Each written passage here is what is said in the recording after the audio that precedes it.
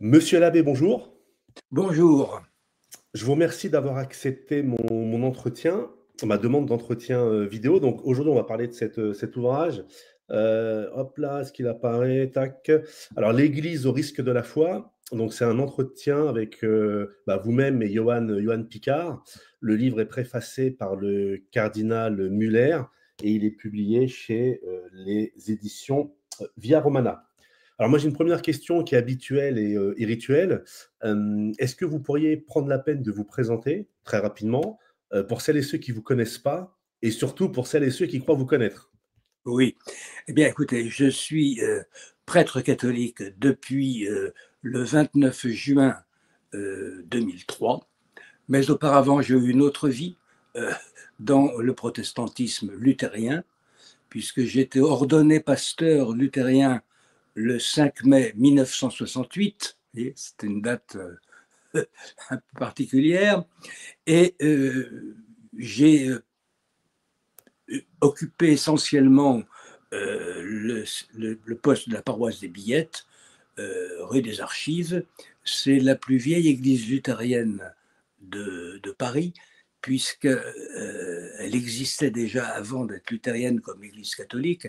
C'était une chapelle conventuelle, il y avait des frères Carmes, les Carmes Billettes, et elle a échappé à la destruction de la Révolution française parce qu'on en a fait un grenier à sel, et que quand Napoléon a organisé par les articles organiques les cultes réformés et luthériens, il a attribué en 1808 l'église des Billettes au consistoire luthérien. Donc c'est la plus ancienne église luthérienne de Paris. Et j'y suis resté jusqu'en 2001. Et auparavant, alors entre-temps, j'ai été président du consistoire et inspecteur ecclésiastique, c'est-à-dire évêque luthérien de Paris de 1996 à 2001. Et là, je suis venu au catholicisme, qui est la religion de mon baptême. Voilà.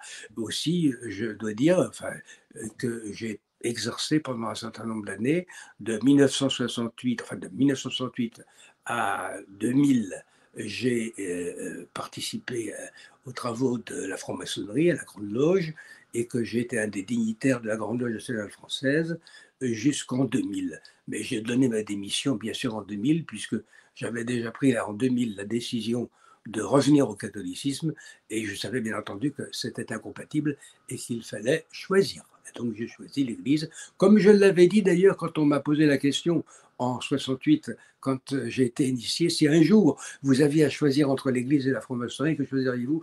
Je dis que je choisirais l'Église, bien évidemment, puisque j'étais déjà ordonné pasteur, et là, ça s'est trouvé qu'il fallait choisir, j'ai choisi. Bah, très bien, merci pour cette présentation. Alors, avant d'entrer dans le vif du sujet par rapport aux nombreux thèmes que vous avez déployés dans votre ouvrage, on ne pourra pas parler de tout malheureusement, parce que le temps nous est compté, mais avant de parler de vos idées, analyses, etc., je voudrais simplement savoir une question toute simple. Enfin, ouais, c'est une question toute simple. Pourquoi ce titre pour ce livre, L'Église au risque de la foi? Bien, parce que je crois que après tous ces tourbillons, euh, je dirais les tourbillons, il y a d'abord la réception du concile, hein, après 1965. Je ne veux pas remonter au déluge, hein. La réception du concile, du côté catholique, a été mal faite. Moi, j'ai pu le constater, d'autant plus qu'à l'époque, j'étais protestant. Et que, je vais vous dire, hein, j'ai eu la chance d'être luthérien à ce moment-là. Parce que si j'avais été catholique à ce moment-là, je me demande si je serais devant vous, en train de parler, et si je serais prêtre, tout simplement. Parce qu'il y a une très mauvaise réception du concile. C'est pas du tout dû au concile lui-même, que je défends, mais il a été mal compris. Et je pense qu'on ne peut pas mieux résumer les choses que Benoît XVI, qui a assisté au concile comme expert de son évêque, et qui disait, au fond, il y a eu le concile médiatique et le concile réel auquel moi j'ai assisté. Donc il y a eu de grands chamboulements de la foi. Jean-Paul II a tout fait pour rehausser, remonter les choses, Benoît XVI aussi, François aussi à sa manière, qui a quelquefois déconcerté, mais bon, c'est là la ligne du concile, et en plus, mais ça n'a pas apaisé tout, parce qu'on voit bien par exemple que la réconciliation avec la fraternité Saint-Pilice, ce schisme de Monseigneur Lefebvre n'a pas été réglé. Les choses avançaient beaucoup avec Benoît XVI, et puis ça s'est durci. Et c'est comme ça d'ailleurs avec tout schisme qui dure trop longtemps. Et puis il y a eu cette affaire des abus sexuels dans l'Église qui a donné lieu d'ailleurs de ma part à un livre avec Johan Picard, où alors là, nous avons assisté à un déchaînement de, de, de demandes de réformes qui sont en fait des véritables révolutions, justifiant ces réformes par le nombre de personnes abusées. Alors, je n'ai jamais nié, ni Johan Picard, qu'il y ait eu des abus dans l'Église catholique qui sont terribles et il faut les sanctionner. Mais j'ai Si je peux me contesté. permettre, oui, alors si je peux me permettre, donc le titre «L'Église au risque de la foi», c'est Eh bien princi justement, c'est parce que il faut en revenir à la foi catholique tout simplement et aux règles catholiques. Et si je pense aux abus, c'est parce que si certaines choses n'ont pas été découvertes à temps, c'est parce qu'on n'a pas appliqué les règles canoniques qui existent dans l'Église et que il faut pour contrer un certain nombre de demandes qui ont été faites, par exemple, il faut désacraliser le prêtre, etc. Bon, eh bien, il faut rappeler les données fondamentales de la foi catholique et il nous a paru que c'était le moment de le faire, d'autant plus, et c'est ma dernière point de ma réponse, que le pape a souhaité la synodalité, c'est-à-dire que les membres des diocèses, aussi bien prêtres que laïcs, vont être sollicités pour une manière consultative, parce que les synodes autres qu'avec des laïcs, et même d'ailleurs avec des prêtres ou des évêques, ce sont des voix consultatives, c'est le pape toujours qui a le dernier mot. Voilà. Et merci pour votre réponse. Alors justement, moi j'ai lu votre livre avec intérêt, on le répète, hein, «L'Église au risque de la foi» aux éditions Via Romana. Et ce que j'ai trouvé un peu étonnant, c'est que dès le départ dans votre ouvrage, vous reparlez du rapport Sauvé, dans ce nouveau livre, «Le risque de la foi», alors que quand on étudie vos travaux, vous avez déjà écrit un livre précédemment consacré à ce sujet, du rapport Sauvé. Alors justement, pourquoi reparler du rapport Sauvé dans votre ouvrage? Est-ce que ça veut dire que votre premier livre était incomplet, ou est-ce qu'entre-temps, il y a eu des nouveaux éléments qui justifient que vous remettiez une couche sur le rapport Sauvé dans ce nouvel ouvrage, «L'Église au risque de la foi»?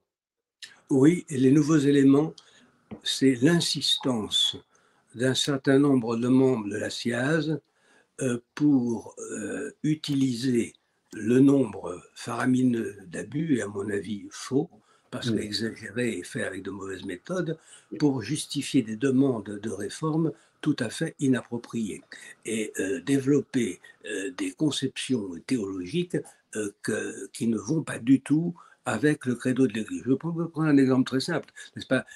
Celle qui s'est surtout illustrée dans cette affaire, c'est Madame Margron, donc la présidente de la COREF. Elle a tout à fait le droit d'avoir ses opinions théologiques, mais je l'ai mis dans mon livre, j'ai cité. D'ailleurs, c'est un livre qui curieusement a été écrit par Madame Margron un an avant les conclusions du rapport Sauvé. Voyez-vous, alors c'est un peu curieux. Bon, elle était peut-être prophète, je ne sais pas. Mais en tout état de cause, ce qu'elle dit de la toute-puissance de Dieu est tout de même abominable, n'est-ce pas? Dieu aurait abdiqué de sa puissance en créant le monde et pour le laisser à l'homme. Dieu n'est pas intervenu dans la Shoah parce qu'il ne pouvait pas le faire. Enfin, on ne peut pas tolérer des choses comme cela, voyez-vous. Et ça, c'était pas encore dit au moment de la sortie du rapport Sauvé, mais c'était redit constamment. On a ressorti ce livre de Mme Marron et on s'est vraiment appuyé encore plus qu'au moment de la sortie du rapport sur cela pour justifier des demandes de réforme qui ne sont plus des réformes, qui sont des révolutions et, à mon avis, qui sont des trahisons de la doctrine catholique. Voilà pourquoi j'ai, à mon grand regret, je le dis, j'aurais préféré ne pas le faire. Mais nous y avons longuement réfléchi avec Johan Pizarre, mais nous ne pouvons pas laisser passer ça En plus, il y a tout de même, vous savez, l'importance des réseaux sociaux, sur Twitter. Bon, c'est tout de même un peu désagréable de voir que à chaque fois qu'il y a quelqu'un il y a eu quelques cas de prêtres qui ont été inquiétés, simplement interrogés. Bon, euh, la même Madame Margron retweetait la nouvelle et il y avait tout de suite derrière des commentaires venant du journal Libération ou d'autres gens de cette mouvance. Bon, c'est un petit peu agaçant, vous comprenez. Donc, on ne pouvait pas faire comme si cette polémique n'existait pas et était entretenue à partir justement du rapport Sauvé. Merci. Alors, il y a quelque chose que j'ai trouvé très intéressant dans votre livre. Enfin, il y a plusieurs choses que j'ai trouvé très intéressantes au sujet de ce rapport Sauvé. Donc, c'est votre dialogue avec Monsieur Picard. Et en page 36 de votre livre, vous dites, donc là, je vous cite, ouvrez les guillemets. Alors, je vais lire la question. Donc, Johan Picard, il écrit: Et nous savons maintenant dans quelles étranges circonstances internes, entre guillemets, les chiffres du rapport Sauvé ont été fournis. Votre réponse: En effet, dans un article très instructif, Nathalie Barros dévoile elle-même l'étrangeté surréaliste de ce qui s'est passé en coulisses, coulisses entre guillemets dans votre texte. Elle a refusé de publier les entretiens qu'elle a faits avec les victimes. Elle n'a fait que les exploiter sans avoir à justifier ses sources. Elle a refusé de justifier auprès des autres membres de la CIASE, CIASE, ses méthodes de travail qui ont produit l'estimation des 330 000 victimes. Elle a ensuite refusé de répondre aux questions des inspecteurs généraux de l'INSEE lorsque les chiffres ont été contestés. Donc, c'est quand même une méthode très, très particulière, pour ne pas dire honteuse. Et tout à fait, c'est pour cela d'ailleurs que euh, cette critique déjà, euh, elle était, avant qu'elle dise ça, vous lisez la préface du livre sur le rapport Sauvé, fait par un membre de l'Institut qui est spécialiste des sondages, il a déjà soulevé ce problème. Et c'est ce qui a beaucoup heurté, à mon avis, le Saint-Siège, qui a l'habitude des sondages et qui est tout de même expert en la matière, puisqu'il couvre le monde entier. C'est pour ça que M. Sauvé, quand il dit j'ai été dézingué, c'est l'expression qu'il a employée à la télévision, hein, je l'ai entendu en direct. J'ai été dézingué par mes adversaires, et c'est ce qui fait que je n'ai pas été reçu par le pape. Mais non, il faut arrêter de dire c'est mes adversaires qui. Non, c'est tout simplement que ces méthodes, les méthodes qu'il a couvertes de son autorité d'ancien vice-président du Conseil d'État, ont été jugées un peu fantaisistes et légères et graves, c'est tout. C'est pour ça que ni lui ni Madame Margron n'ont été reçus par le Saint-Père.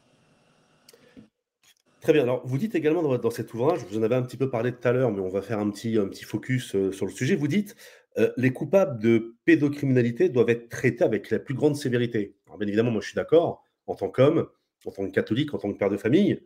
Pourtant, ce qu'on peut constater dans l'Église catholique romaine, malheureusement, ces 50 dernières années, ce ne fut pas le cas. Vous voyez, c'est un peu comme dans l'éducation nationale. Quand un prof, fesseur, est accusé de ces choses immondes, il est déplacé, il était au nord, on le met à l'est, etc. Et malheureusement, dans l'Église catholique, il y a eu un peu le même phénomène.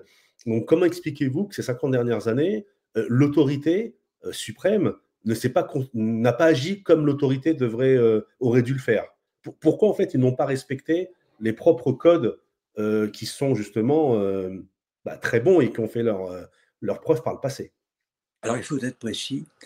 Moi, je ne parlerai pas de ces 50 dernières années, parce qu'on on ne parle pas de la même chose. Mon âge me permet de le dire. J'ai 80 ans. Et donc, j'ai vécu. Ah, bah oui, il y a ce qui s'est passé autour des années 60, 1960. Et puis, il y a ce qui s'est passé autour des années 1995, 2000. Je dis ça parce qu'en 1995, le cardinal Ratzinger, qui était préfet de la Congrégation pour la doctrine et la foi, a mis en cause lui-même euh, quelqu'un de haut placé dans l'Église. Et il a demandé qu'on arrête de faire n'importe quoi. Voyez-vous, c'est quand même une date charnière, ça. Bon. Alors, on va parler autour des années 60, c'est pas compliqué. Hein. Moi, mon père était directeur d'école, directeur de collège d'enseignement général, c'est l'éducation nationale, dirigeant de colonie de vacances. Bon. Que ce soit dans l'éducation nationale, que ce soit dans l'église, que ce soit avec les groupes sportifs, que ce soit dans les chorales. Les parents eux-mêmes ne voulaient pas porter plainte parce qu'ils estimaient qu'on allait traumatiser leur enfant et que le silence était préférable à la réparation. On s'est rendu compte aujourd'hui que c'était une erreur. Et je pense effectivement que c'était une erreur. La libération par la parole, les psychologues le disent, les psychiatres, les psychanalystes aussi, voyez-vous, je pense qu'il faut tout employer. Je pense que ce silence a été une mauvaise chose et fait au mépris. Alors c'est pour ça qu'il ne faut pas dire que c'est systémique, c'était systématique peut-être, mais ce silence, tout de même, n'est pas dans la règle canonique.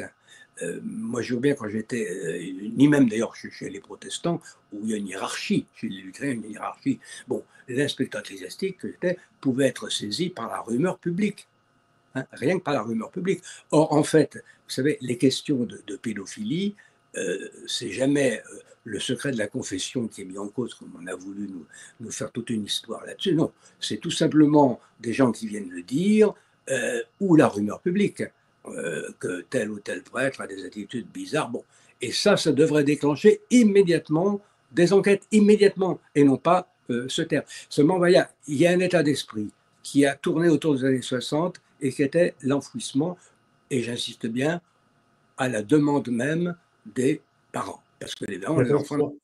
Et excuse-moi, mais ensuite, pardon de et vous couper, mais on excusez-moi, a mais parlé. oui, mais pardon de vous couper, mais même si les parents ne veulent pas porter plainte et cetera, est-ce que c'est une justification légitime pour que l'Église n'applique pas ses propres règles en interne? Non, pas du tout. C'est pas Voilà. une justification. L'Église a commis des fautes.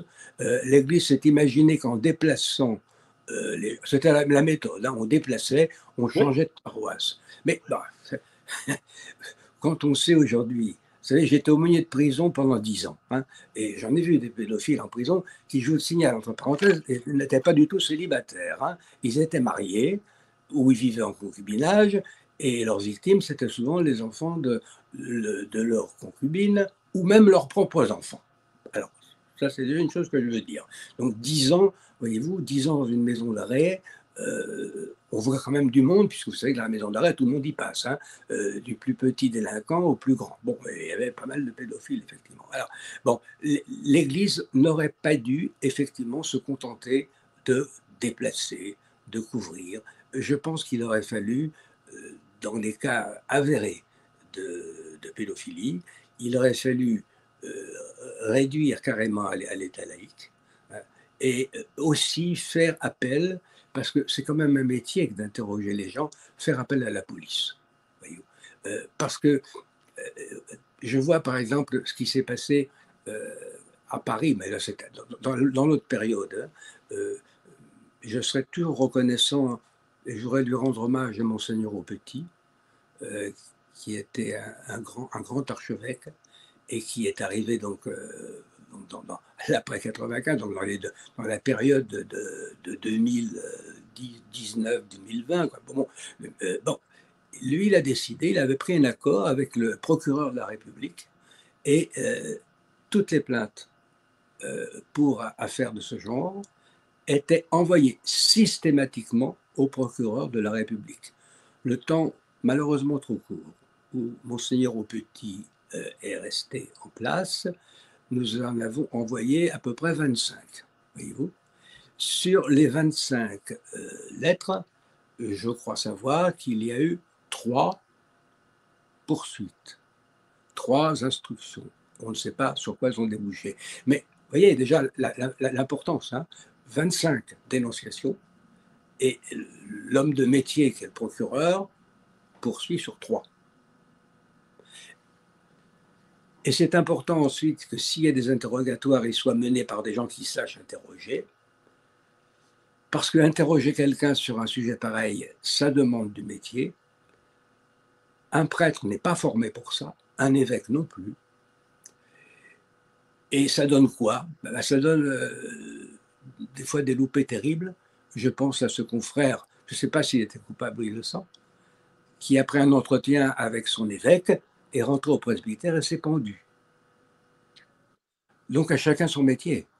Et c'est pour ça que le fait de mettre la police dans le coup directement est une bonne chose, par les temps qui courent. Tant qu'on n'aura pas rétabli un minimum de confiance dans l'Église. Alors, merci. Alors, il y a un chiffre que c'est intéressant parce que les journalistes n'en parlent jamais. Alors, suite au rapport Sauvé, il y a une extrapolation manifeste. On parle de 330 000 victimes estimées. Et ce qui est Oui, intéressant, donc dans votre livre, hein, toujours dans votre livre, page 39, en fait, sur les 330 000 cas estimés, donc c'est toujours terrible la pédophilie, bien évidemment, hein, il n'y a que 2000 victimes prétendues, parce qu'il y en a, qui ont été, enfin, comment dire, qui se sont adressées à la commission de réparation. Et c'est vrai oui, que quand on voit 330 000 d'un côté, chiffres mis en avant par les grands médias, etc., et que sur les 330 000, pardon, je vais y arriver, ouais, tellement c'est énorme, j'en bafouille, il y a que 2000, alors c'est toujours trop, bien évidemment, mais ça dénote quand même une certaine, soit manipulation, soit une fraude, mais en tout cas, voilà, si ces 2000 victimes sont réellement reconnues victimes, bah, que la justice fasse son travail. Mais moi, ce qui me choque, c'est qu'on passe de 330 à 1000 à 2000, et les mêmes médias qui ont tapé sur l'Église ne sont pas capables de dire, mais attendez, finalement, alors ça reste grave la pédophilie, c'est un crime immonde, il n'y a pas de débat, mais on doit être quand même dans la vérité, surtout quand on oui. prétend informer les gens. Et vous savez ce que nous répondent les gens de la SIAZ quand nous objectons ce que vous venez d'objecter? Oh, bah, c'est qu'il y a des victimes qui ne sont pas forcément au courant, qu'il y en a qui sont morts, et enfin, il y en a d'autres qui ne veulent pas jeter leur nom sur la place publique et qui ne veulent pas recevoir d'argent pour cela. Écoutez, je trouve ça d'un grotesque comme justification. Enfin, il faut être sur une île déserte pour ne pas savoir que qu'il y a ces dédommagements et qui croyait. Okay, bah, je pose la question qui, par les temps qui courent, cracherait sur la possibilité de toucher entre 20 000 et 60 000 euros? À qui fera-t-on croire ça? Non, après, il y a des gens qui veulent aussi, pour le coup, il y a des gens aussi qui veulent peut-être tourner la page, qui veulent ne pas voir leur nom apparaître dans les médias, etc. Ça Écoutez, aussi, je ça peut n'ai se pas comprendre. l'impression, j'ai eu l'occasion de donner une ou deux conférences publiques sur l'autre livre. Là, vous savez, il y avait là des gens, des différents groupes de victimes, ils n'ont pas du tout l'intention de tourner la page, hein. Ce n'est pas leur état d'esprit. Et de demander des revendications. Enfin, il y a des revendications. Souvenez-vous, au moment de la remise du rapport qui était tellement théâtralisé, vous savez, d'avoir recours à une entreprise disons que les politiques utilisent, influence et stratégie. Déjà, hein, c'est le nom de cette entreprise, qui est remarquable d'ailleurs, hein. J'ai des amis politiques qui ont eu recours pour se faire élire. Enfin bon, c'est des spécialistes de la communication. Bon, influence et stratégie, mais tout est calculé, hein, et il faut penser que ce sont quand même vraiment des professionnels, puisque un, quelqu'un de diplômé d'influence et stratégie, il est payé 1000 euros la journée. C'est pas mal, hein, hein. Oui. Ça fait quand même des frais quand on songe le temps qu'ils ont passé, y compris, ils ont été utilisés aussi pour la remise du rapport et aussi l'affaire de. Quand on a remis le rapport dans cette salle à Paris et puis aussi à Lourdes. Enfin, tout y est passé. Non, là vraiment, je pense on est allé trop loin. Et puis alors, en plus, on a profité de ça pour donner des indications de théologie, enfin, qui ne regardaient pas la commission. On ne demandait pas ça à la commission. Voyez-vous, c'était pas son rôle. Alors, merci beaucoup. On va clore la petite partie sur le rapport Sauvé. Oui, On rappelle qu'en 2022, toujours aux éditions Via Romana, vous avez publié en collaboration, toujours avec Johan Picard, le rapport Sauvé, virgule, une manipulation, point d'interrogation. Donc, ceux qui veulent en savoir plus sur le rapport Sauvé, voilà, lisez cet ouvrage. Et également, l'Église au risque de la foi, vous avez des éléments dans la première partie du livre. Alors, vous avez une autre thématique qui est abordée dans votre ouvrage. Il y en a plusieurs. On va malheureusement pas toutes les aborder. Il y en a une, c'est les médias catholiques. Alors, je voudrais vous citer une remarque de Monsieur Picard et les 2 premières lignes de votre réponse, puis après je vous poserai ma question. Alors, dans cette thématique, les médias catholiques, Monsieur Picard vous dit: «Beaucoup déplorent le manque d'objectivité de l'information catholique». 3 petits points. Votre réponse: «Je commencerai volontiers par citer le journal La Croix et sa gestion calamiteuse de l'affaire Prénat, nom du prêtre effectivement condamné, qu'on a rapidement remplacé par le nom de son évêque. Ainsi, le papier se vendait mieux». Alors, moi, l'affaire Prénat, c'est pas ce qui m'intéresse. Moi, je voudrais avoir votre avis sur un sujet très précis. Est-ce que La Croix peut-il être encore, oui, est-ce qu'on peut encore considérer que le journal La Croix est un journal catholique? Euh, Honnêtement, je ne pense pas. Je ne pense pas parce que il y a, dans la, enfin, les gens qui écrivent dans la Croix ont du talent, c'est certain. Ils connaissent leur métier. Mais je pense qu'ils ne rendent pas avec objectivité compte de la doctrine catholique. Là où ça a été le plus criant, c'est tout le pontificat de Benoît XVI. Et je n'hésite pas à dire qu'ils l'ont saboté. Benoît XVI a été vraiment leur tête de turc. Je le dis sans jeu de mots en pensant à l'affaire de Ratisbonne. Bon. 2006. Ben, non, là vraiment, c'est absolument abominable. Que le journal Le Monde, qui se veut laïque, ait donné 2 pleines pages à Hans Küng après sa visite à Benoît XVI, où Hans Küng l'a descendu en flammes, pardonnez-moi l'expression, enfin, Monsieur Sauvé a bien parlé de dézinguer, donc je peux bien dire descendre en flammes. Celui qui l'avait reçu fraternellement et bon, gentiment, enfin, pour, disons, montrer qu'on pouvait avoir des oppositions théologiques, mais enfin tout de même rester fraternel. Bon, soit, le monde l'a fait, c'est sa liberté. Mais le journal La Croix, qui est tout de même, qui a tout de même une clientèle captive, il devrait le savoir, ça. Notamment avec les abonnements. Il y a des diocèses et des paroisses qui sont systématiquement abonnés à la Croix, avec de nombreux numéros. Je signale tout de même que certains, quand même, se désabonnent. Hein, depuis ces affaires-là, ils se désabonnent et je crois qu'ils ont raison. Parce que, regardez, moi, j'ai un journal, je suis pour la liberté de la presse, la liberté d'expression. Je pense que la Croix devrait prendre exemple sur le journal La Vie. La Vie, pendant un certain temps, s'est appelée La Vie catholique. Et puis, ils ont voulu être plus libres, ils se sont appelés La Vie. Ben, c'est honnête, c'est honnête. On n'écrit pas, si je compare avec du vin, pardonnez-moi aussi cette expression triviale, mais enfin, qu'est-ce que vous voulez, moi, je tiens à la qualité du vin, c'est mon côté français, ça.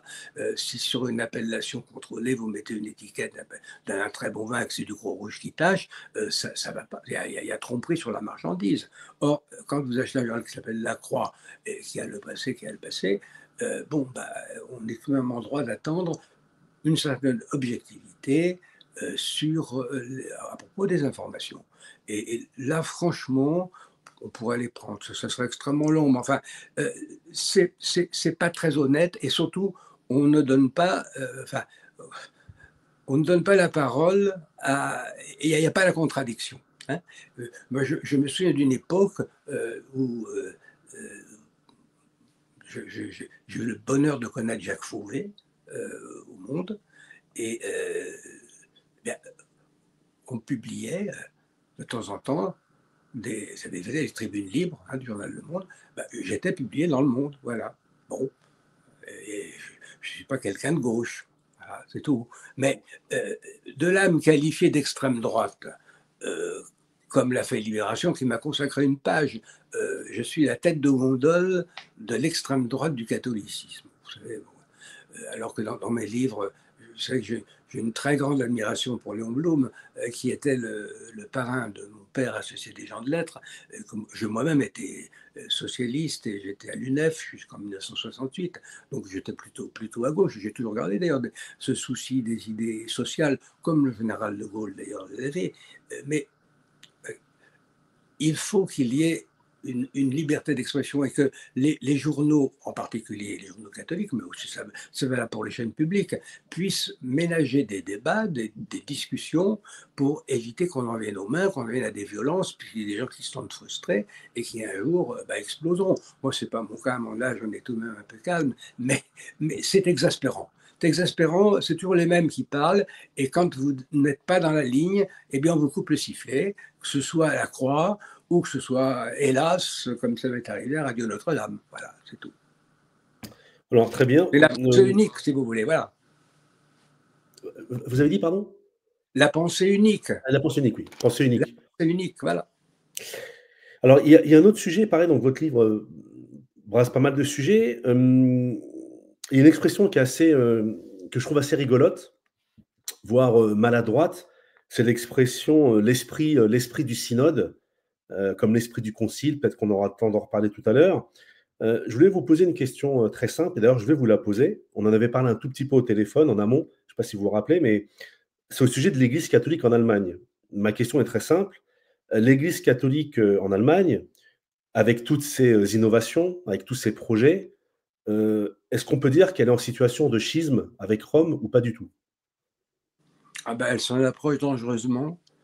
Et pour moi, c'est pas une découverte, puisque ayant été quand même évêque luthérien jusqu'en 2001, et mon, mon secteur étant jumelé avec l'église de Bavière, luthérienne de Bavière, qui est minoritaire bien entendu, puisque la Bavière est en majorité catholique, Catholique, j'ai oui. eu l'occasion d'aller très souvent en Allemagne, très très très souvent, et aussi de rencontrer donc des catholiques allemands à l'époque où j'étais luthérien. Et il y a une espèce de fascination d'exercer par le monde luthérien sur le catholicisme allemand depuis un bon moment. Je pense que dans Hans Küng, par exemple, avec Hans Küng, c'est complètement évident. Hein. Bon.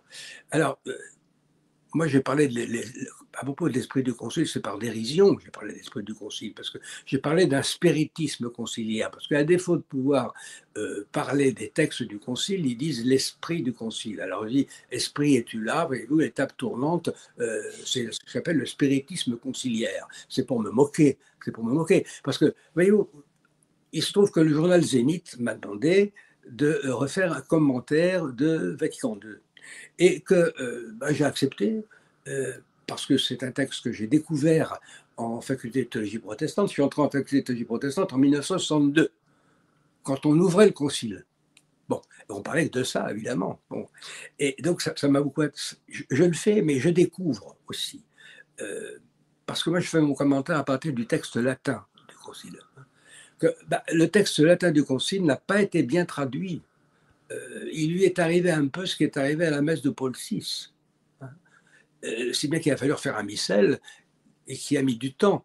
Parce que Benoît XVI nous a demandé cela, j'étais encore à Blois, et l'évêque m'avait demandé de faire partie de la commission, de faire partie des traducteurs. Bon, ils sont très nombreux, plusieurs centaines, dans les années 2008-2009, et nous avons le missel qui n'est sorti qu'en 2022. Alors, on viendra nous dire après qu'il n'y avait pas eu de problème de traduction. Écoutez, il ne faut pas rigoler tout de même. Hein. C'est du latin en plus du niveau de la classe de 5e. Et je me souviens d'un livre du père Renier qui se base uniquement sur le latin. Un livre qui est sorti, tenez-vous bien, en 1975, hein, et dans lequel il disait je ne sais pas si j'aurais mis la moyenne à cette version. Hein. La traduction de 1969. Bon. Et c'est vrai. Bon, c'est vrai. Donc, que voulez-vous? Je crois que il faut réexpliquer le Concile Vatican II. On en parlera, on en parlera après si vous le voulez bien. D'accord. Alors, justement, dans votre livre, vous avez parlé un petit peu, vous dites que les évêques allemands sont très inspirés par le protestantisme.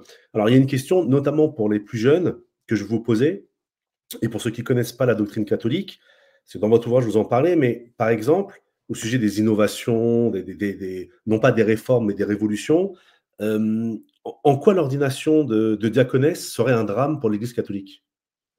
Alors voilà, très bonne question. On est au cœur du problème. L'ordination, enfin, au diaconat, c'est le premier degré d'une ordination qui va vous conformer au Christ tête, c'est-à-dire à une direction dans l'Église, à un poste d'autorité dans l'Église et dans la succession des apôtres. Le premier degré, c'est le diaconat, le deuxième degré, c'est le presbytérat, et le troisième degré, c'est l'épiscopat, qui donne la plénitude donc du sacerdoce. Or, on sait très bien, si on veut évoquer l'Église ancienne, et effectivement, il y avait des diaconesses, mais le peu qu'on en sait nous montre qu'elles étaient surtout utilisées au moment de la liturgie du baptême des femmes. Il fallait les préparer à descendre à la piscine, et il était hors de question de faire descendre des hommes dans la piscine avec des femmes pour le baptême. Bon. Et puis ensuite, il y avait les questions d'ordre social, où des femmes étaient plus concernées. Mais ce ministère, moi je veux bien qu'on parle du ministère, ce ministère, en ce qui concerne les femmes, ne peut absolument pas être de même nature que le ministère en ce qui concerne les hommes. Pourquoi? Parce que l'ordination, chez les catholiques, est un sacrement, ce qui n'est pas le cas chez les luthériens. Et que par conséquent, dans la doctrine constante de l'Église catholique, si l'on veut être fidèle et respectueux des ordres du Christ, on ne peut pas, à sa guise, changer la matière du sacrement. Or, la matière du sacrement, dans la voie de la conformité au Christ tête, avec les 3 degrés dont je viens de vous parler, c'est l'homme au sens masculin. Qu'on ne vienne pas nous dire que c'est l'époque qui voulait ça. Le monde grec, qui depuis Alexandre le Grand avait fait son éruption dans ces terres de Palestine et dans cet Orient, connaissait des femmes prêtres. Et par ailleurs, on sait que Jésus a pris suffisamment de liberté avec la loi juive, et notamment en ce qui concerne son interprétation du Shabbat, pour prendre aussi des libertés en ce qui concerne le ministère du nouveau peuple de Dieu qu'il a institué. Or, il ne l'a pas fait. Il est resté dans la tradition ancienne juive, et surtout que là, il ne s'agissait pas d'être seulement docteur de la loi, mais il s'agissait d'être prêtre, c'est-à-dire d'être celui qui allait, par ce qu'il avait été ordonné et configuré au Christ tête, pouvoir réactualiser et rendre présent le sacrifice unique et parfait de Golgotha. Donc, la matière du sacrement, c'est l'homme. Et que par conséquent, que ce soit un diacre, que ce soit un prêtre ou que ce soit un évêque, seul l'homme, au sens masculin, peut être utilisé. Si vous prenez une femme, eh bien, il ne se passe rien du tout. Il n'y a pas d'ordination. Quand bien même un évêque ou même le pape, s'il ordonne à une femme prêtre, elle ne serait pas prêtre. C'est tout. C'est comme si demain, je remplaçais pour la messe l'hostie par une tranche de banane, eh ben, ça ne serait pas le corps du Christ. C'est tout, parce que ce n'est pas du pain.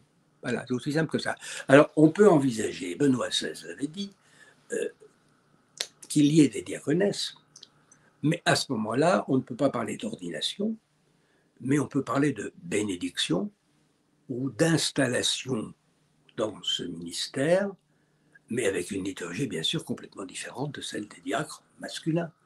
Et là, le dialogue est ouvert et il est possible dans le cadre du catholicisme. Mais si on décide d'emblée d'ordonner des femmes diacres en prenant la même liturgie que celle des hommes, on se met ipso facto en dehors de l'Église catholique, et ben, il y a des conclusions à tirer, mais ce n'est pas à moi, Dieu merci, qu'il appartient de les tirer. Très bien, merci pour votre réponse. Alors justement, il y a quelque chose qui revient souvent lorsqu'on parle du deuxième concile du Vatican. Il y a toujours cette opposition entre le concile réel et ce qu'il a donné, et ensuite les fruits qu'il a donnés. Et c'est vrai que dans votre livre, vous en parlez, vous parlez d'un concile médiatique qui est la falsification du vrai concile. Le concile médiatique qui est la falsification du vrai concile. Euh, Qu'est-ce que le vrai concile Vatican II? Parce que depuis 50 ans, en fait, on ne le voit toujours pas. Donc, qu'est-ce que le vrai concile Vatican II, s'il vous plaît? Écoutez, ce qu'il a apporté essentiellement de nouveau, là encore une fois, j'ai eu la chance d'être enseigné sur le Vatican II essentiellement par des professeurs protestants, les uns étant luthériens, les autres réformés calvinistes, qui invitaient d'ailleurs aussi des prêtres catholiques à venir s'exprimer à la faculté de théologie protestante. Ce qu'il y a de nouveau dans Vatican II, si vous voulez, c'est qu'on a admis l'œcuménisme, le dialogue entre chrétiens catholiques et chrétiens non catholiques. Alors qu'il a été interdit jusque sous Pie XI, hein, mortalios animos. Bon, pourquoi? Parce que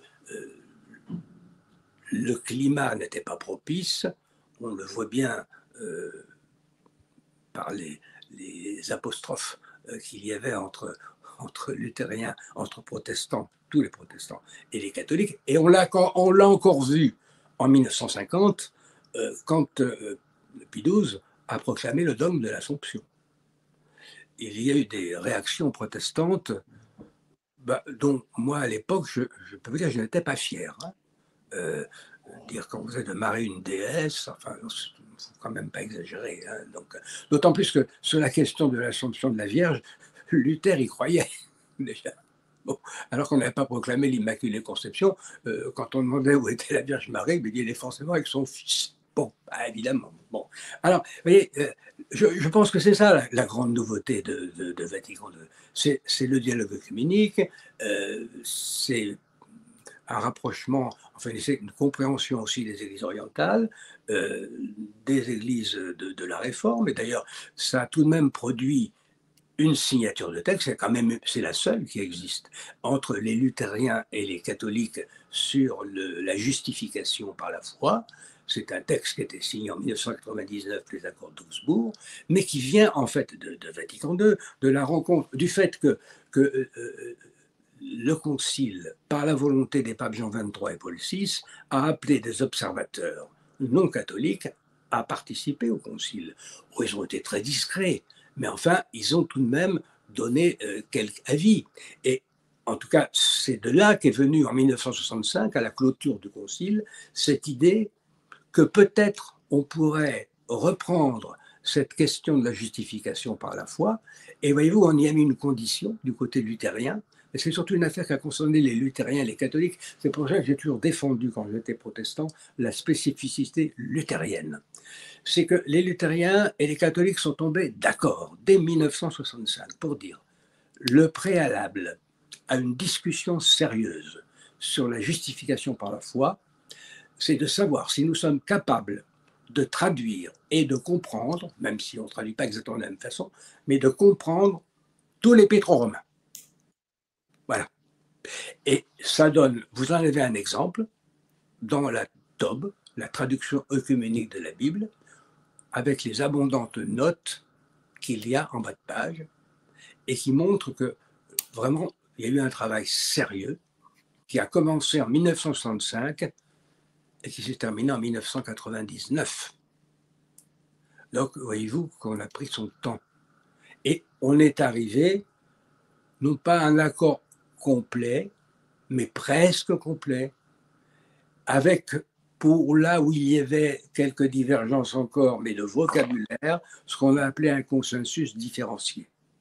Mais il faut bien comprendre qu'après 4 siècles de séparation, on ne pouvait pas arriver à un accord total. Regardez le mal que nous avons à arriver à quelque chose avec la fraternité Saint-Pie X, et il n'y a pas 4 siècles, de schisme.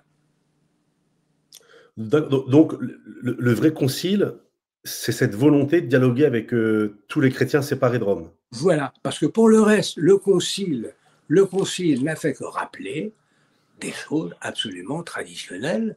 Par exemple, la notion de cette communauté d'évêques qui entoure le pape, enfin, le fait qu'on donne de l'importance à l'évêque diocésain, mais tout ça, c'est un peu plus catholique et dans la ligne du Concile de Trente. On n'a pas du tout touché à l'infaillibilité pontificale. On n'a pas touché non plus à la doctrine de l'Église. Alors, on va nous reprocher, évidemment, par exemple, vous savez très bien que ce qui nous est objecté par la partie qu'on appelle intégriste, c'est sur la liberté religieuse, c'est donc Dignitatis Humanae. Donc, mais il faut regarder les textes de plus près, voyez-vous, et au niveau de la traduction. Prendre simplement l'exemple de l'islam, hein, puisque l'islam c'est un sujet, je dirais, d'actualité. Bon, quand on traduit l'Église regarde avec estime les musulmans qui croient en un seul Dieu et qui se réfèrent à Abraham. Bon, attendez. D'abord, il faut noter que ce n'est pas l'islam que l'Église regarde avec estime. Ce sont les musulmans. Ce sont des hommes ou des femmes, donc des êtres humains qui croient. Bon.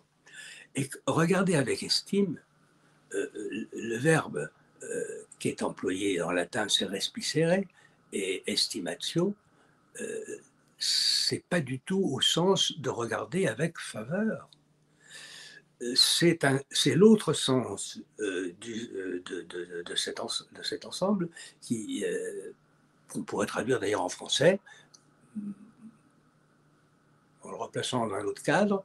Le bijoutier, par exemple, va estimer la valeur de telle ou telle pièce. Ça ne veut pas dire qu'il la trouve bien, non, il estime, c'est-à-dire qu'il l'examine. Et si Vatican II a tenu à employer cette expression avec ces deux verbes, respicere en plus, à l'origine, c'est tourner la tête pour regarder. Donc ça veut dire qu'on a l'intention, on retourne, on prend le soin de se retourner parce que c'est quelque chose d'important.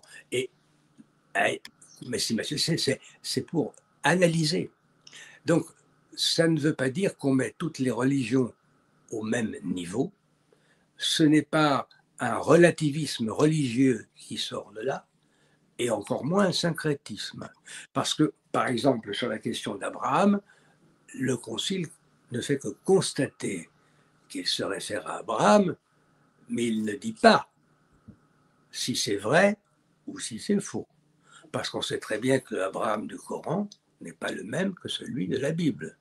Comme la Myriam du Coran n'est pas la même que celle de notre Nouveau Testament. Bon, alors que quand le Concile, par exemple, va parler des Juifs, eh bien là, ça va être tout à fait différent, parce qu'il sait bien que là, nous avons vraiment des choses en commun, tout l'Ancien Testament, et que la référence au patriarche, même s'il y a des nuances, c'est grosso modo toujours la même. Voilà. Très bien, merci. C'est très important ça.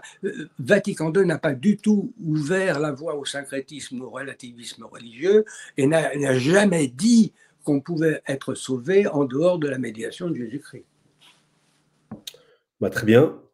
Alors, un autre sujet, dans votre livre, à un moment donné, vous parlez du passage de la mer Rouge, et en fait, je voulais savoir si vous y croyez, parce qu'en fait, dans votre ouvrage, vous dites que vous faites une analogie et vous parlez en fait d'un bras de mer marécageux de la mer Rouge asséché par un vent brûlant du désert. Donc, le peuple hébreu a-t-il traversé la mer Rouge coupée en deux par Dieu, comme Moïse lève la main toute la nuit avec un fort vent d'est, hein, comme le dit le texte, ou est-ce que c'était simplement un petit bras de mer marécageux? C'est pas tout à fait pareil. Qu'est-ce que... Non, mais je crois qu'il faut se reporter tout simplement au texte. Vous savez, le gros avantage des études de théologie protestante, c'est que l'hébreu était une matière éliminatoire, ainsi que le grec. Bon, le texte de l'Exode il nous raconte ce passage de la mer des roseaux. Oui. D'ailleurs, on dit la mer des roseaux, la mer des joncs. Ah bah oui, il y avait des joncs. Hein. Vous avez deux récits entrecoupés. C'est au fond, c'est le système du Midrash, où on vous raconte le texte, enfin ce qui s'est passé, en le mêlant à l'interprétation. Et l'interprétation, c'est la mer coupée en deux, les eaux coupées en deux, comme au moment de la création. Ce qui signifie que le passage de la mer des joncs, ce qui probablement est, je dis probablement parce qu'il faut toujours être prudent, mais pour moi, effectivement, vous avez bien vu, vous avez bien lu le livre, pour moi, ce qui s'est passé, c'est ce passage d'un marécage asséché par le vent, et puis voilà. Seulement, le vent tombant, l'eau revient, ils sont sauvés, ceux qui sont derrière s'embourbent. On voit bien d'ailleurs dans le récit qu'ils rendissent leur marche difficile. Ben oui, ils sont lourds, eux, avec leurs chars et leurs cavaliers. Un cheval, ça pèse lourd. Bon. Et ensuite, alors, le Midrash. Le Midrash, pourquoi est-ce qu'il parle des deux murailles d'eau? Parce qu'il veut suggérer par là que ce peuple n'est pas seulement sauvé de la mort qu'aurait pu lui donner le pharaon, mais il est comme recréé. Ça nous renvoie à la création. C'est le symbolisme de la création des eaux coupées en deux que vous trouvez au premier chapitre de la Genèse et qui est le récit qui arrive en numéro 1, mais qui est en fait le plus récent, puisqu'il y a deux récits de la création, comme vous le savez, il y a Genèse 1 et Genèse 2 et 3, et vous avez dans Genèse 1 l'histoire des eaux coupées en deux, et ça nous vient du mythe babylonien, du combat de Marduk contre la déesse de la lumière, Tiamat, et qui se termine par le fait que Marduk la tue en l'ouvrant en deux comme une huître. Et donc, c'est ça la nouvelle création. Mais justement, on utilise ce texte pour le baptême aussi. C'est pas pour rien qu'on utilise ce texte pour le baptême. Alors justement, le baptême sera ma prochaine question, comme quoi on est. Mais le texte biblique parle bien après de l'armée de Pharaon engloutie dans les eaux. Ça peut pas oui, être elle est engloutie de toute façon, parce qu'en fait, elle est engloutie dans les sables mouvants et les eaux. Voilà. Oui, mais ça peut pas être un bras de mer alors. C'est un bras de mer, oui.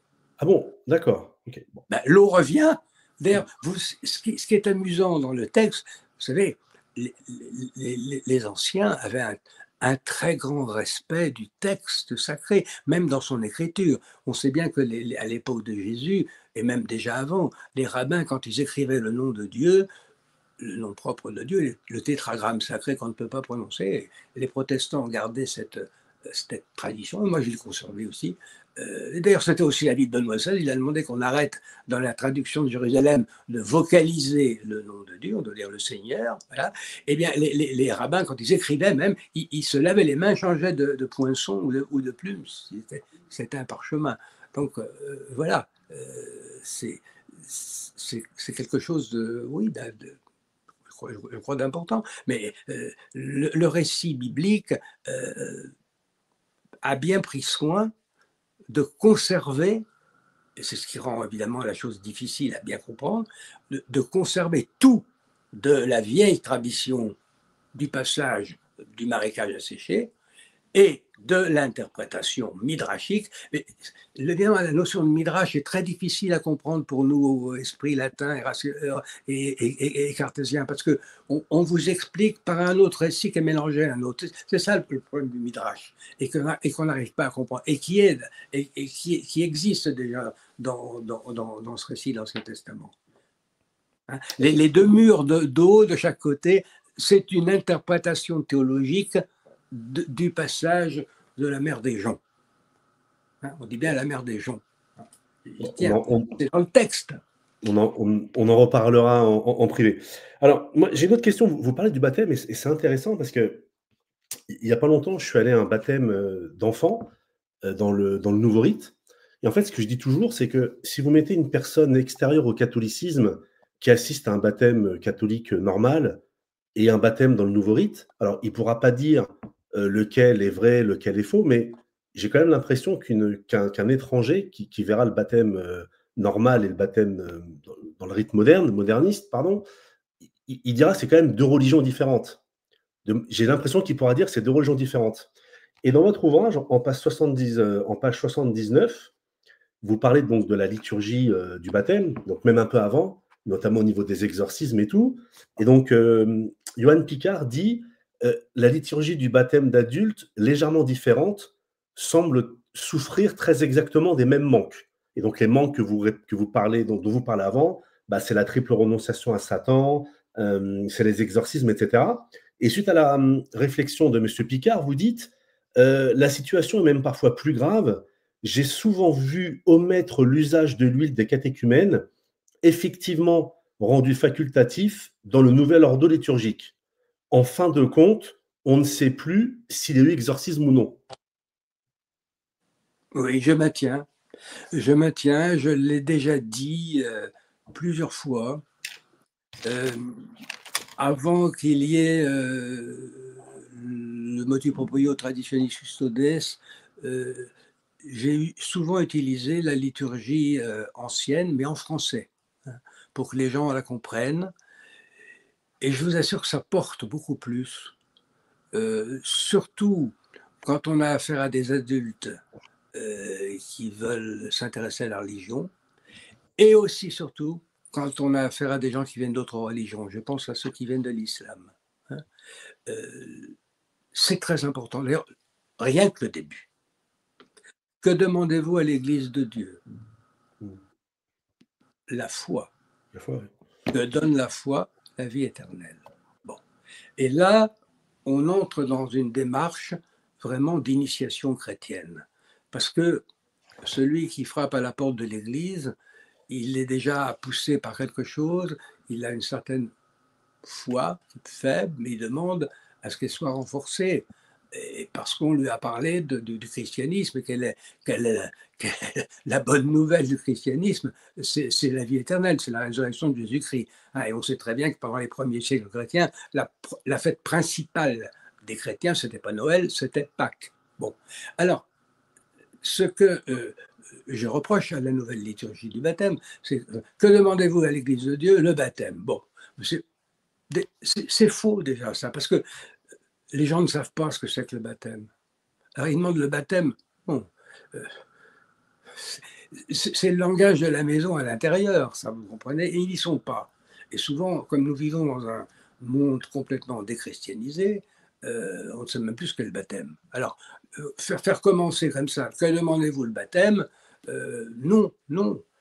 Il vaut mieux en revenir à ce qu'était l'ancienne liturgie, la foi. Et puis alors, vous avez l'important aussi, surtout dans un monde où il faut quand même être bien conscient qu'il y a un certain diabolisme qui se développe, une espèce de fascination, aussi bien que ce soit dans les sites d'internet, de gothique ou autres, pour ce qui est Satan, n'est-ce pas? Bon, les gens sont plus attirés par Satan que par Dieu. Alors, c'est important d'avoir des exorcismes qui soient impératifs. Parce qu'un exorcisme ne peut être qu'impératif. Hein. Ceux qui connaissent un peu cette question vous diront par exemple, on ne discute jamais avec un possédé, on ne discute pas avec le diable, on lui donne des ordres. Hein. Et s'il veut entreprendre une conversation, il ne faut pas l'entreprendre. C'est ce que fait, pourtant, le serpent de la Genèse ne deviendra le diable que dans la littérature chrétienne, mais ce qui compte pour lui, c'est d'engager la conversation. Et si vous tombez dans le piège d'engager la conversation avec lui, vous êtes foutu. Hein. C'est comme quand on dit, quand on va dîner avec le diable, il faut une longue cuillère. Ben oui. Hein. Et le serpent dit, Dieu a-t-il vraiment dit que vous ne mangerez aucun des fruits des arbres du jardin? Évidemment, Dieu n'a pas dit ça. Il commence par mentir. Et elle entre dans la conversation, ne serait-ce, mais il ne faut même pas y entrer, ne serait-ce que pour corriger une erreur. Non, ce qu'il veut, c'est qu'on entre dans le jeu. Et il faut dire, tais-toi, va-t'en.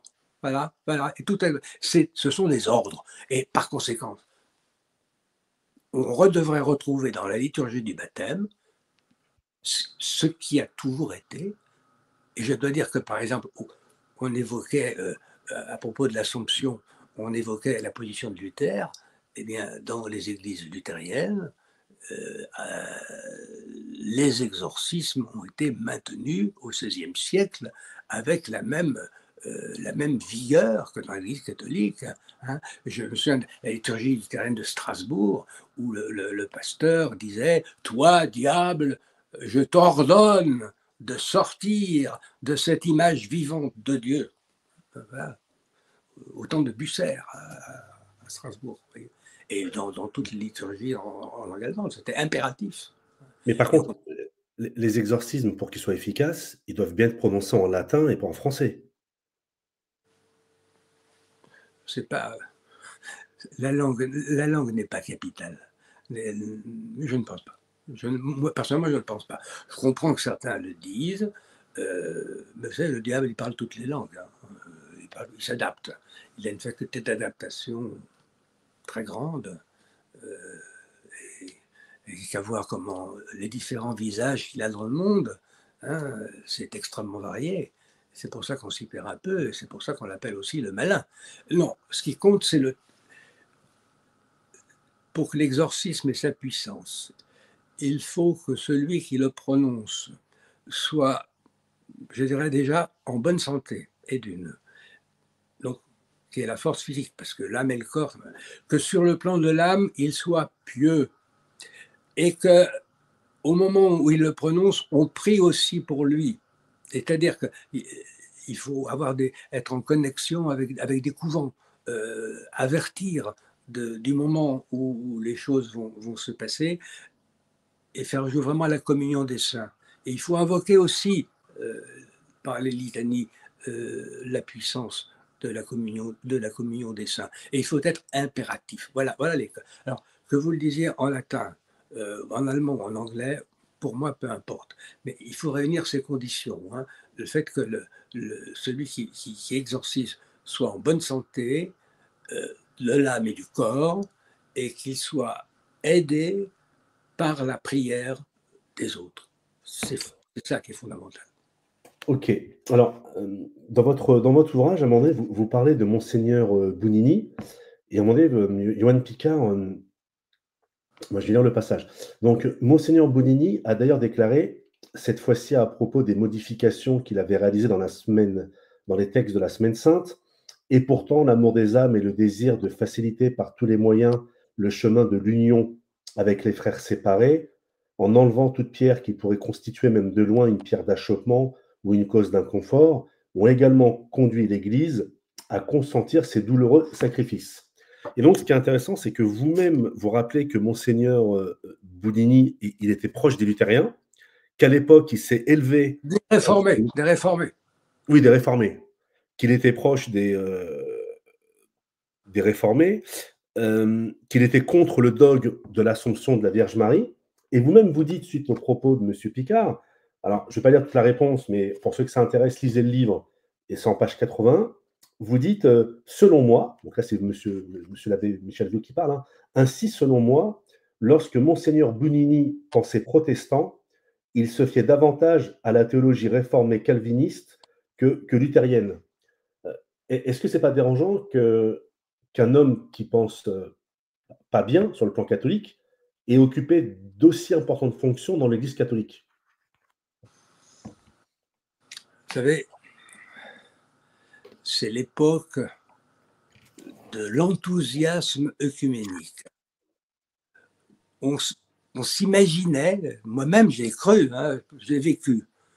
En 1962, quand le concile s'est ouvert, en plus, il faut dire que Jean XXIII, pour les Français, il était tellement connu, il avait été nonce à Paris.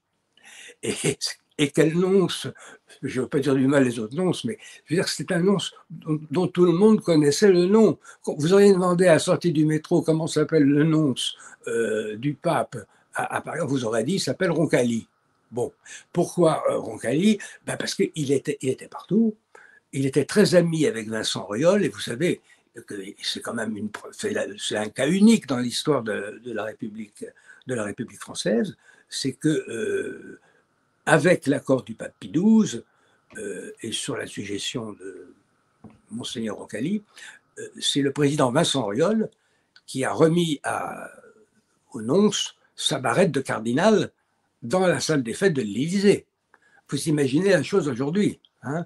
en plus Vincent Auriol, socialiste, plutôt agnostique, mais voyant avec bonté l'Église catholique, puisque vous savez, c'est lui qui a réglé avec Roncalli la fameuse affaire des évêques. À la Libération, on demandait 65 démissions d'évêques. Bon, il y a eu 3 départs à la retraite un peu anticipés, c'est tout. Bon, ça, c'est le travail ensemble de Roncalli et de Vincent Auriol. Mais Roncalli était connu parce qu'il était à beaucoup de choses publiques. On le voyait aux actualités, notamment, voyez-vous, moi j'ai vu quand j'étais petit aux actualités le président Auriol, parce que je n'ai pas la télévision, hein, le président Auriol remettre le nom, ça arrive, n'est-ce pas, et s'agenouille devant le président de la République qui prend la barrette et lui met sur la tête. Enfin, est-ce ceux qui nous regardent peuvent imaginer, vous imaginez ça aujourd'hui, la Ligue des droits de l'homme, les gens de la libre pensée, etc., ils pousseraient des cris d'orfraie.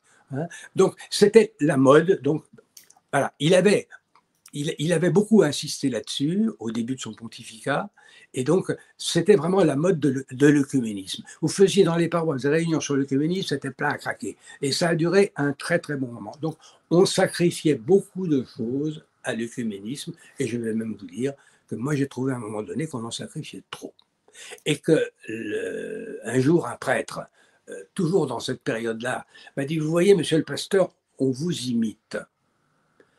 Et je lui ai répondu, oui, vous nous imitez, mais dans ce que nous avons de plus mauvais. C'est-à-dire, pour moi, c'était la doctrine réformée des sacrements, que je n'ai jamais admise. C'est d'ailleurs une des raisons qui m'a fait revenir au catholicisme, puisque je n'ai pas accepté l'Église unie qui existe actuellement, à cause de cette question des sacrements. Il y a peut-être d'autres raisons. Il y a des gens très très bien et que j'estime beaucoup dans cette Église unie, mais je ne pense pas qu'il puisse y avoir d'accord possible entre des luthériens et des réformés sur la question de l'Eucharistie, ni même du baptême d'ailleurs. Alors, très bien. Alors, très rapidement, parce que l'entretien touche à sa fin, il est presque 11 heures. Si possible, une réponse courte, si possible, même si le sujet est compliqué. Alors, vous en avez parlé tout à l'heure, et on en avait parlé également au téléphone, et on le retrouve ça dans votre ouvrage.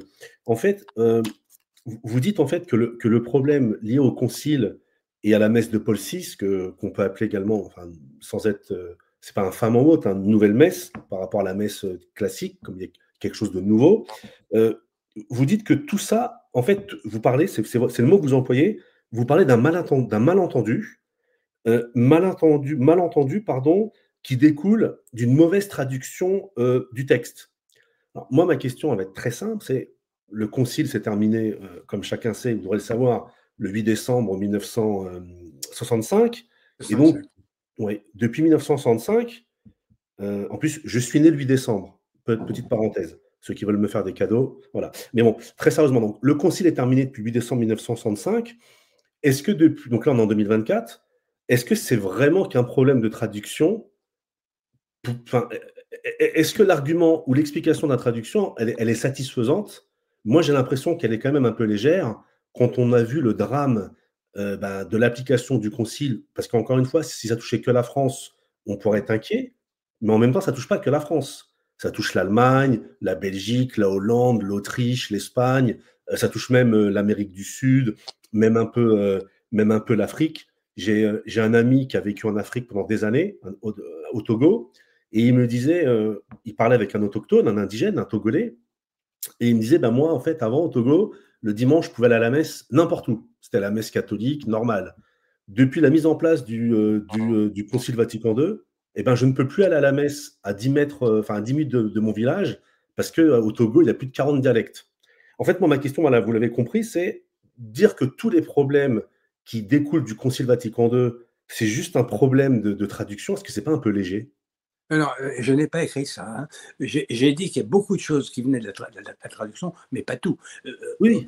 Regardez ce que je dis à propos de l'offertoire. Je reconnais bien qu'il y a un problème avec les prières d'offertoire. Je l'ai dit, cela. Et ça, c'est à cause de Max Turian. Hein. C'est l'influence de Max Turian sur Benigni.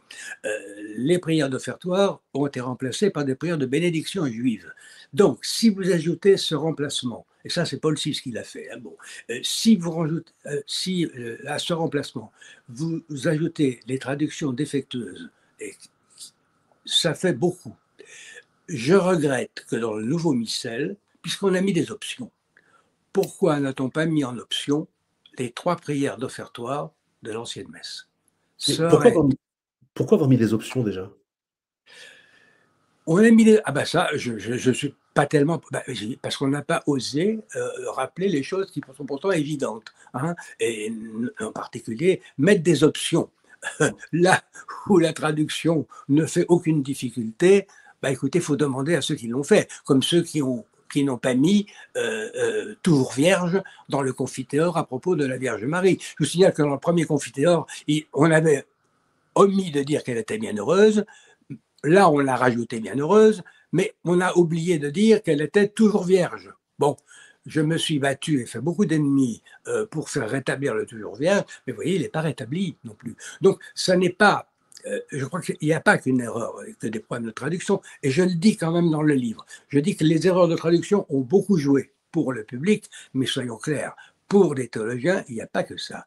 Et on peut se poser la question de ce que croient certains, ceux qui se disent les défenseurs absolus de Vatican II, du caractère sacrificiel de la messe. Je comprends les interrogations de Monseigneur Lefebvre sur ce point. Je les comprends. Je ne dis pas que je les approuve, je dis que je les comprends. Et je l'ai dit dans le livre, ce problème des 3 prières d'offertoire, il existe et on ne l'a pas réglé.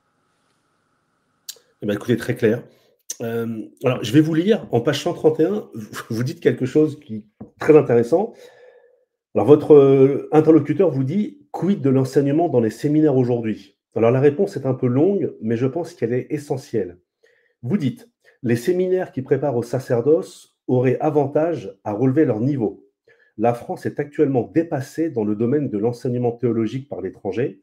Il y a des lacunes graves dans certaines matières comme l'exégèse, l'histoire de l'Église, la patristique ou la dogmatique. Il y a comme partout des étudiants brillants et d'autres qui le sont moins.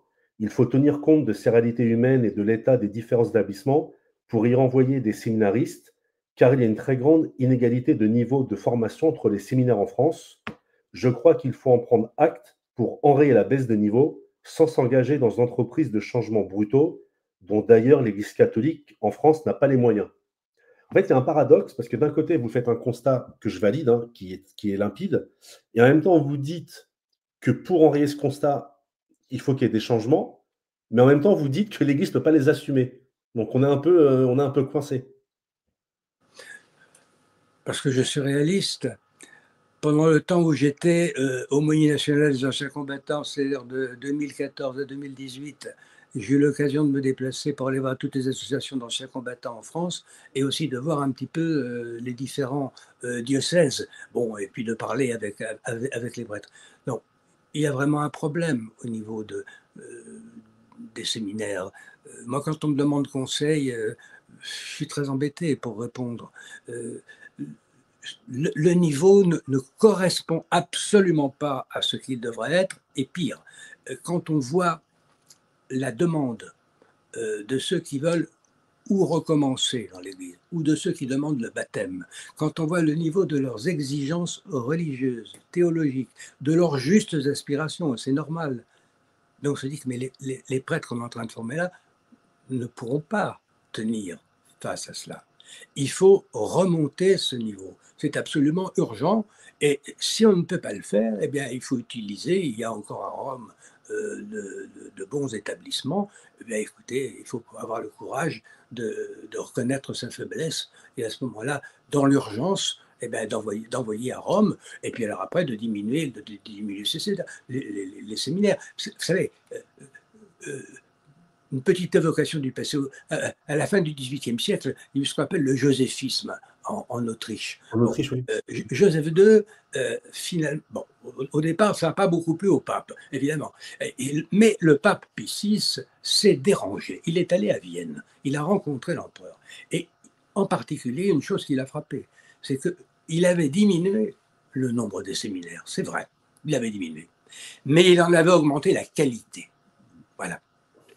Alors, C'est la raison d'ailleurs pour laquelle il y a peu de condamnation du joséphisme par le pape Pie VI, alors que le Pie VI a condamné la constitution civile du clergé, comme vous savez, quelques années plus tard. Mais il ne l'a pas condamné là parce qu'il s'est rendu compte que le pouvoir de l'empereur avait servi le catholicisme. Alors, d'ailleurs, vous savez, pas besoin de diminuer, les séminaires ferment. Regardez le nombre de séminaires. Si on faisait le compte du nombre de séminaires qui ont fermé ces 40 dernières années, ben ça montrerait bien qu'il y a un problème. Hein, parce que tout ça, et le combat, c'est ça, faute de combattants. Parce qu'il n'y a plus de candidats, c'est tout. Ils sont partis. Oui. D'ailleurs, dans votre ouvrage, vous reconnaissez que les séminaires dits traditionnels, on le vend en poupe et qu'eux n'ont aucun mal à recruter. Absolument, et qu'ils ont augmenté de niveau. Parce que ils ont eu la bonté de m'inviter pour leur parler de la réforme. J'ai pu voir depuis 2004 jusqu'à fort récemment, vers 2018-2019, que le niveau avait monté. Et je note aussi que pendant tout le temps, jusqu'à maintenant, aucun séminaire officiel diocésain ne m'a invité pour parler de la réforme protestante. Je n'étais invité que par les tradis. Voilà. Très bien. Très bien, très bien. Alors cet entretien touche à sa fin. J'ai encore deux petites questions. Donc on rappelle, hein, L'Église au risque de la foi, aux éditions Via Romana, ouvrage écrit par le père Michel Viau, ici présent, et Johan Picard, aux éditions Via Romana, au prix de 19 €. Voilà, lisez-le. Il y a beaucoup de thèmes très intéressants à creuser. J'ai deux petites questions qui se dépassent le cadre de votre livre, mais qui sont liées au catholicisme, comme vous êtes prêtre de l'Église catholique. Est-ce que vous avez un pape préféré dans l'histoire? Et même question pour un saint. Mon pape préféré, c'est Innocent III. Ah, c'est pas vrai. Oui. Ah bah c'est le mien. Incroyable. Oui, parce que Lothaire de Segny est un homme extraordinaire, qu'on juge mal parce qu'on ne le resitue pas dans son histoire, et que pour moi, voyez-vous, entre autres qualités, il a su, lui, limiter la réforme grégorienne et ne pas faire du pape le maître du monde comme certains ont été tentés de le croire. Et il a, voyez-vous, si par exemple, on peut faire l'histoire avec des si, mais on voit très bien que Innocent III a tout de suite compris qu'il pouvait y avoir, avec l'histoire des deux glaives, il est bien évident que dans les deux glaives, ça nous vient de Saint Augustin, le glaive spirituel est plus important que le glaive temporel. Mais il ne peut se mêler du temporel, a dit Innocent III, que s'il y a péché. Que dans des cas très précis, oui. Dans des cas très précis, voilà. Et ça évitait ces frictions inutiles qu'il y aura avec les empereurs d'Allemagne et puis avec Philippe le Bel, entre Boniface VIII et Philippe le Bel. Boniface VIII a été complètement infidèle à la façon dont Innocent III interprétait la réforme grégorienne, et c'est bien dommage. Alors ça nous fera des beaux sujets de discussion en perspective. Et est-ce que vous avez un saint préféré ou pas du tout? Oh, des saints préférés. Si j'aime bien, voyez-vous, j'aime bien Grignon de Montfort, parce que Grignon de Montfort a eu cette perception du mal que pouvait faire la philosophie des Lumières, en même temps que le jansénisme, en développant la piété mariale. D'amener l'idée d'abord, la réalité de l'incarnation contre les Lumières, et puis la piété mariale qui accentue la notion de miséricorde que le jansénisme, évidemment, avait eu tendance à oublier. Et ça, c'est très important parce que ce jansénisme, il va continuer dans le jansénisme parlementaire. Et le jansénisme parlementaire qui n'aura plus grand-chose à voir d'ailleurs avec le jansénisme d'un Blaise Pascal ou d'un M. Arnaud, parce que le jansénisme parlementaire de la fin du XVIIIe siècle, il a oublié Jésus-Christ, il est pratiquement athée, il est surtout contre le roi et contre le pape, et c'est lui, cette assemblée de jansénisme parlementaire, qui prépare les assemblées révolutionnaires et qui préparera l'esprit de la terreur de la Convention, parce qu'au fond, c'est le culte de la vertu. Hein. Robespierre est l'héritier d'une certaine forme de jansénisme par un culte de la vertu sans miséricorde. Oui, vous avez raison de rappeler la distinction entre le jansénisme intellectuel qu'on peut retrouver dans les provinciales et le jansénisme politique. Monsieur l'abbé, merci beaucoup.